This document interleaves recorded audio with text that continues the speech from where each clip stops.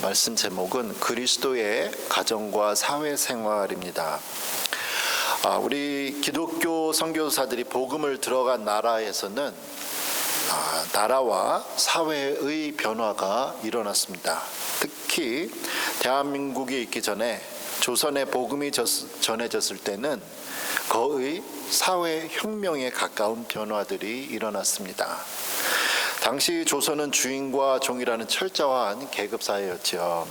종은 주인이 죽으라면 죽어야 했고, 양반 계층은 전체 인구의 1%, 3%밖에 불과했지만 아무 일도 하지 않고 정말 편안하게 살 수 있었습니다. 양반 가문의 여성들은 부엌에서 일할 필요도 없었고 아이만 낳으면 됐죠. 심지어 부유한 집안의 여성들은 아이에게 젖을 먹이고 키워주는 유모를 둘 정도였습니다. 또한 종의 신분은 어머니에게서 이어졌기 때문에 설령 아버지가 양반이었을지라도 어머니가 종이면 그 아이 역시도 종이 되었습니다. 종은 공부할 필요도 없고 단지 일을 위해 존재하는 존재로 여겨졌죠. 이처럼 양반 남성이 아닌 이상 대부분의 사람들은 그냥 아무 의미 없이 짐승처럼 살다가 죽는 것이 현실이었습니다. 이러한 악습을 깬 것이 기독교였죠. 기독교는 누구나 글을 배울 수 있는 길을 열어 주었습니다. 또한 기독교로 개종한 주인과 종이 한 교회를 다니며 큰 사회적 변화가 이루어졌습니다. 어떤 경우에는 종이 주인보다 더 깊은 신앙을 가져 교회의 장로가 되고 나중에는 목사가 되기도 했습니다. 이럴 때 주인은 교회 밖에서는 종의 주인이었지만 교회 안에서는 종이었던 목사를 섬기고 장로를 섬기고 돕는 일이 일어났습니다. 이처럼 기독교는 단순히 개인의 영혼 구원이라는 큰 선물만을 가져온 것이 아니라 사회와 국가에 놀라운 변화를 가져다 주었습니다. 그 증거로 1919년에 3.1운동 당시에 민족 대표 33인 가운데 무려 16명이 개신교 대표였습니다. 당시 기독교 인구는 전체 인구의 약 1.5%인 26만 명밖에 되지 않았습니다.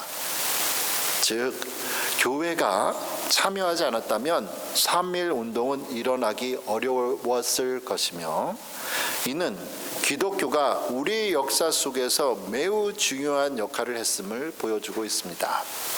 이러한 기독교의 가정과 사회 변화 운동은 오늘 우리가 살펴볼 성경 본문에 이미 잘 나타나 있죠.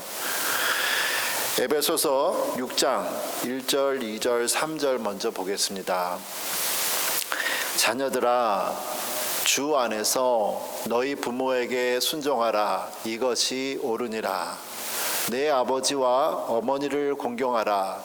이것은 약속 있는 첫 계명이니 이로써 내가 잘 되고 땅에서 장수하리라.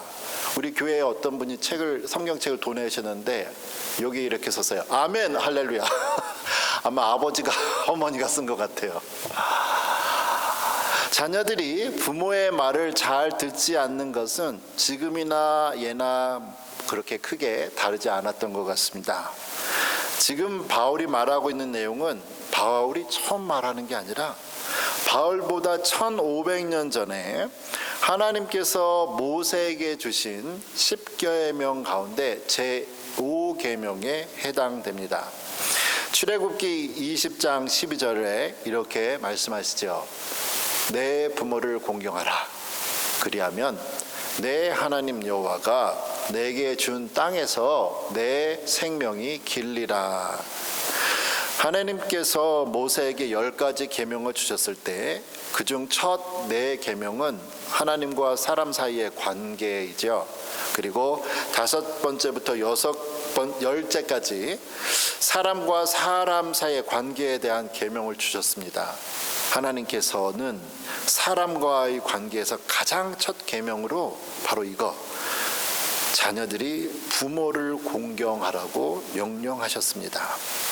또한 하나님께서는 자녀들이 부모를 공경하면 이 땅에서 오래 살 것이라는 복을 약속하셨어요.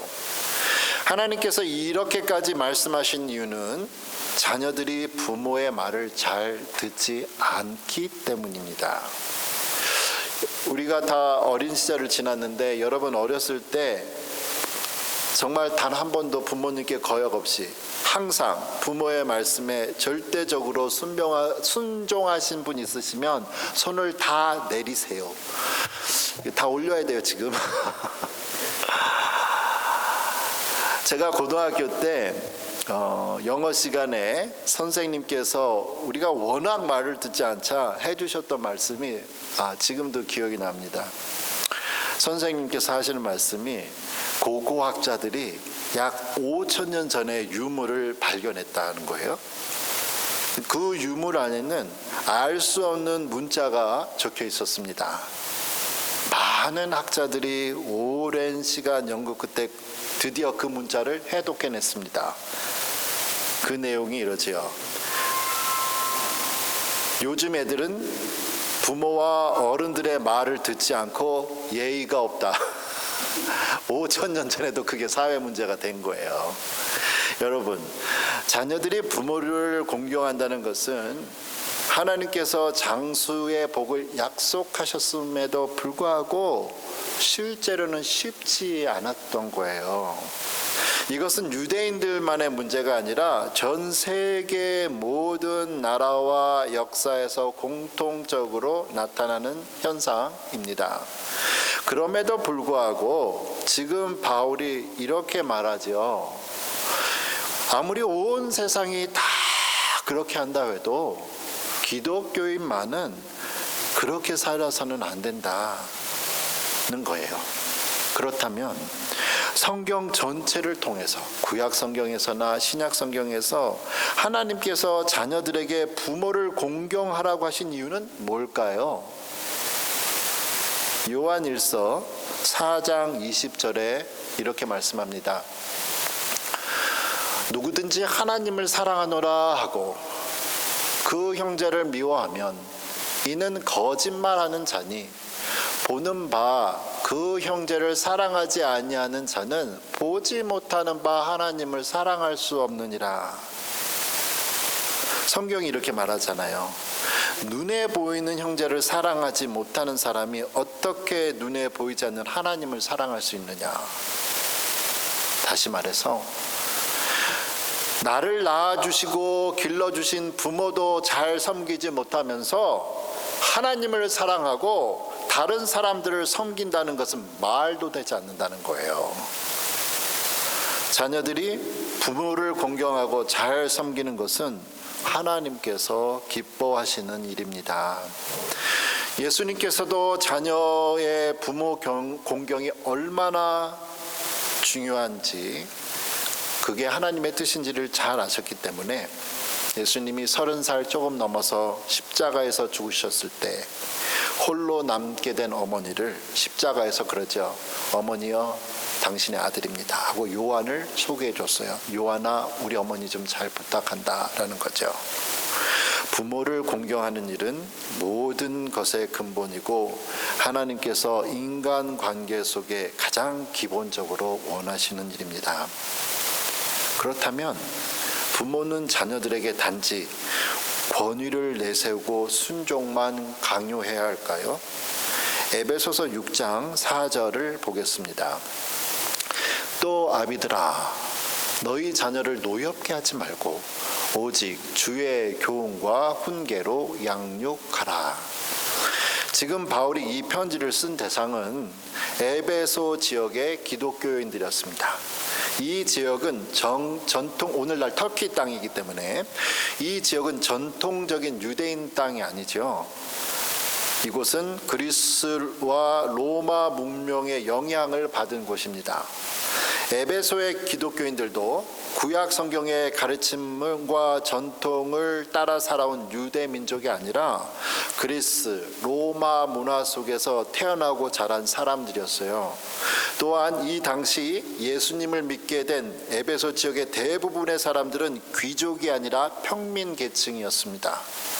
당시에도 귀족과 평민 사이에는 신분 차이가 뚜렷했죠. 가정에서는 아버지가 집안의 가장이자 절대적인 권위를 가진 존재였습니다. 특별히 귀족의 아버지들은 폭군은 아니었지만 자녀를 사랑은 했지만 자녀보다도 더 중요한 가문의 명예와 영광을 더 중요하게 생각해서 자녀들을 사랑은 했지만 매우 엄하게 키웠습니다. 특별히 평민 가정의 자녀들은 더욱 열악한 환경에서 자라죠. 로마 사회에서는 신생아가 이름을 짓기 전까지는 부모는 그 아이의 출생을 받아들이지 않을 권리가 있었습니다. 너무 일찍 죽기도 하고 그래서. 특별히 가난한 가정에서는 생계를 유지하기조차 어려운 상황에서 갑자기 애가 태어났단 말이에요. 그러면 이게 큰 부담이 되거든요. 그래서 가난한 사람들을, 많은 신생아들을 버렸습니다. 사람들이 다니는 큰 길목에 아이를 버리거나 쓰레기장에다가 아이를 버렸어요. 그렇게 버려진 아이들은 대부분 죽음을 맞이했습니다. 소위 운이 좋게 어떤 경우에는 지나가던 사람이 그 아이를 데려다 키우기도 했습니다. 그러나 그렇게 자란 아이들은 대부분 종으로 팔리거나 성매매에 이용되는 일이 많았습니다. 이처럼 어린 자녀들이 아무런 선택권도 행복을 누릴 권리도 없이 자라던 시대에 기독교 복음은 사회를 변화시키기에 충분한 메시지였습니다. 아이를 엄하게 대하고 단지 노동력으로만 여겼던 그 시대에 성경이 자녀를 노엽게 하지 말라고 부모에게 명한 것은 매우 충격적인 선언이었습니다.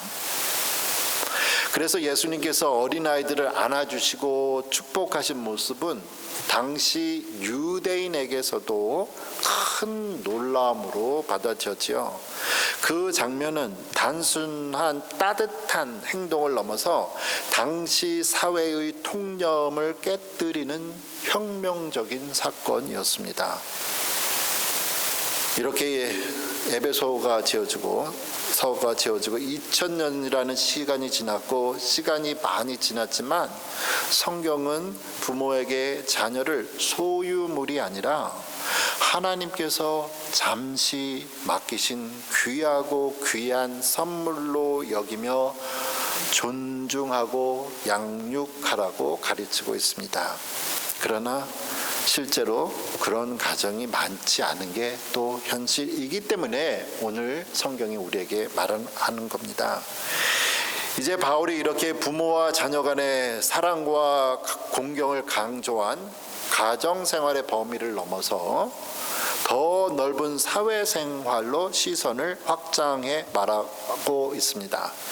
에베소서 6장 5절과 8절에 종들아 두려워하고 떨며 성실한 마음으로 육체의 상전에게 순종하기를 그리스도께 하듯 하라. 눈가림만 하여 사람을 기쁘게 하는 자처럼 하지 말고 그리스도의 종들처럼 마음으로 하나님의 뜻을 행하고 기쁜 마음으로 섬기기를 주께 하듯 하고 사람들에게 하듯 하지 말라. 이는 각 사람이 무슨 선을 행하든지 종이나 자유인이나 주께로부터 그대로 받을 줄을 알미라. 로마 시대에도 지금과 마찬가지로 종은 주인을 위해 일하는 사람이었습니다. 근데 그땐 더 했죠. 종들이 아무리 열심히 일을 해도 경제적인 이익을 얻는 사람은 주인이었습니다.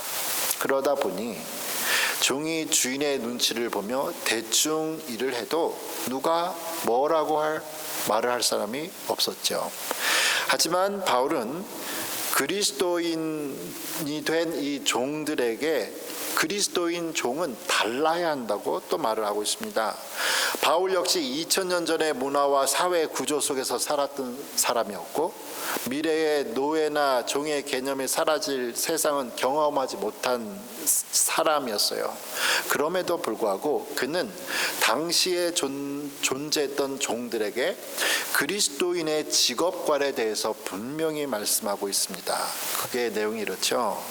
그들이 어떤 일을 하든지 상관없이 어떤 마음과 자세로 일하느냐를 하나님께서 다 보고 계시며 언젠가 그에 따라 갚아주신다는 말씀이에요.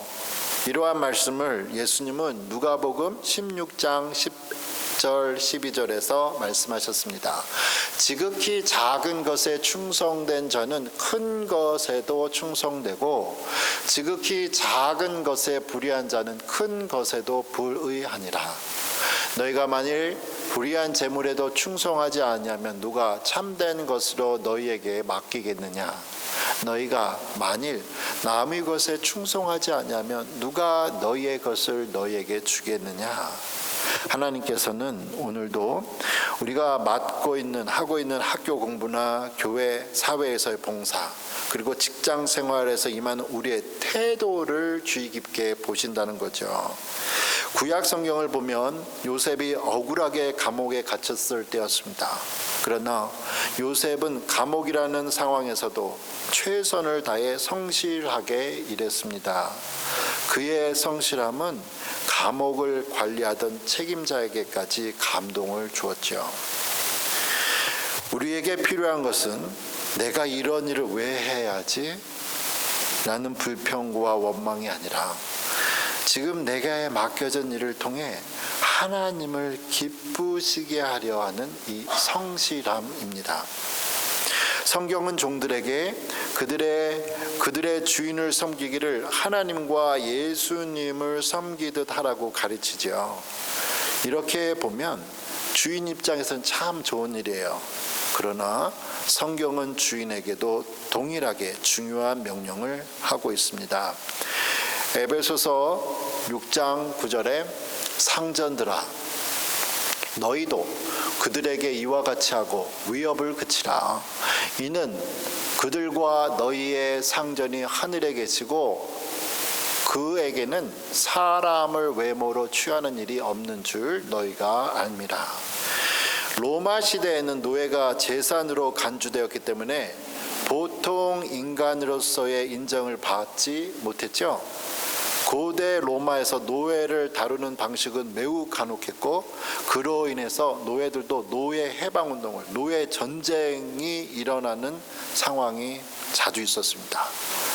주인은 자신의 재산인 노예에게 어떠한 행동을 하든 국가의 법을 어기지만 않는다면 누구도 그를 제재할 수가 없었습니다. 하지만 성경은 그렇게 절대적인 권력을 가진 주인조차도 하나님 앞에서는 아무것도 아닌 존재로 심판을 받게 될 거라고 경고하고 있습니다. 구약 성경을 보면 자신이 아주 부자라는 이유로 모든 것을 자기 마음대로 할 수 있다는 사람들이 많이 있는데 가장 대표적인 인물이 나발이라는 사람입니다. 다윗이 왕이 되기 전에 사울 왕에서 쫓기기 있을 때 나발에게 메시지를 보내죠. 다윗은 나발에게 음식과 물을 요청하며 도움을 청했습니다. 하지만 나발은 다윗을 무시하고 거칠고 모욕적인 말로 그의 요청을 거절하죠. 그러나 모든 것을 보시고 계셨던 하나님께서는 이 일을 그냥 넘어가지 않으셨습니다. 결국 나발은 미련한 자라는 이름의 뜻인데요. 나발은 다윗을 저주한 지 열흘 만에 갑자기 죽게 됩니다. 히브리서 4장 12절 13절은 이렇게 말씀하세요. 하나님의 말씀은 살아있고 힘이 있어서 어떤 양날칼보다도 더 날카롭습니다. 그래서 사람 속을 꿰뚫어 혼과 영을 갈라내고 관절과 골수를 갈라놓기까지 하매 마음에 품은 생각과 의도를 밝혀냅니다. 하나님이 다 아신다는 거죠. 생각과 의도, 동기를. 그래서 13절에 하나님 앞에는 아무 피조물도 숨겨진 것이 없고 모든 것이 그의 눈앞에 벌거숭이로 나타나 있습니다. 우리는 그의 앞에 모든 것을 그대로 내어놓아야 합니다. 이 세상의 모든 사람은 다 소중합니다. 우리는 누구나 신분이나 지위에 상관없이 언젠가는 벌거벗고 태어난 것처럼 아무도 숨길 수 없는 모습으로 하나님 앞에서 다시 벌거벗은 모습으로 심판을 맞게 될 것입니다. 그날 하나님께서는 우리가 행한 대로 다 정확히 갚아주신다는 거죠. 이 공평하신 하나님을 기쁘게 섬기는 마음으로 우리는 가족, 직장, 학교에서 우리에게 맡겨진 삶의 자리에서 사랑과 정성을 다해 살아가면 좋겠습니다. 주님을 섬기듯 살아가는 우리의 하루하루의 삶을 통해서 하나님께서 주시는 참된 평안이 우리 모두에게 함께 가득하기를 축원합니다. 아멘.